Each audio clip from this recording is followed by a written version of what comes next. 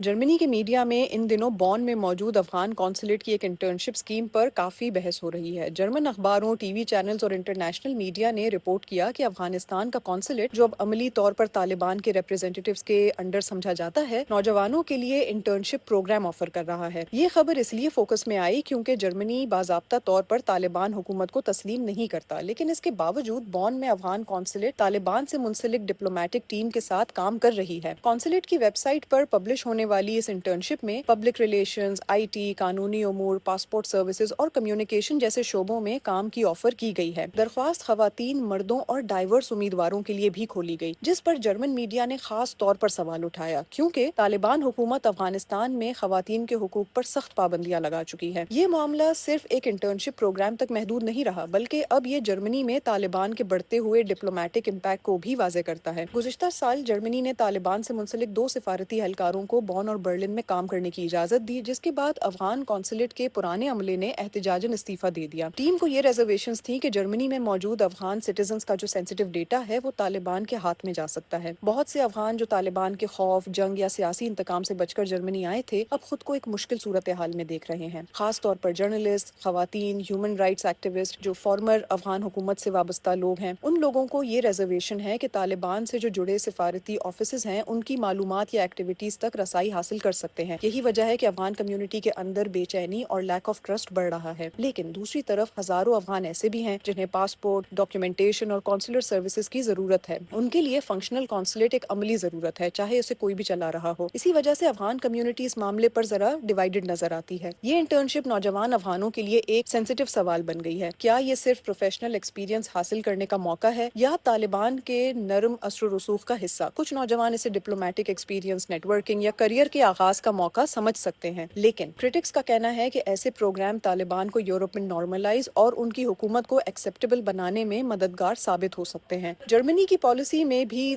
Contradiction ہے۔ جرمنی ایک طرف تو طالبان حکومت کو تسلیم نہیں کرتا، مگر دوسری طرف افغان شہریوں کی ڈاکیومنٹیشن، کونسلر سروسز اور ڈپورٹیشنز کے معاملات چلانے کے لیے طالبان سے عملی رابطہ بھی رکھتا ہے۔ کرٹکس کہتے ہیں کہ جرمنی کی پالیسی اب انفارمل کوآپریشن کی طرف بڑھ رہی ہے، چاہے فارملی حکومت کو تسلیم نہ کیا گیا ہو۔ تو اب فیوچر میں کیا ہو سکتا ہے؟ اگر طالبان سے وابستہ کونسلر آفیسز یورپ میں اسی طرح کام کرتے رہے تو فیوچر میں طالبان کی سفارتی موجودگی مضبوط ہو سکتی ہے۔ یورپ میں افغان ڈائسپورا پر ان کا اثر بڑھ سکتا ہے اور آہستہ آہستہ انٹرنیشنل سطح پر ان کی قبولیت میں اضافہ ہو سکتا ہے۔ لیکن اس کے ساتھ یہ بھی ایک اہم سوال ہے کہ کیا یورپی ممالک انسانی حقوق اور خواتین کی آزادی کے موقف پر قائم رہ سکیں گے؟ آخر میں بون کی یہ انٹرنشپ صرف ایک نوکری کی خبر نہیں، بلکہ اس بڑی سیاسی تبدیلی کی علامت ہے جس میں یورپ اور طالبان کے درمیان تعلقات خاموشی سے ایک نئے فیز میں داخل ہوتے دکھائی دے رہے ہیں۔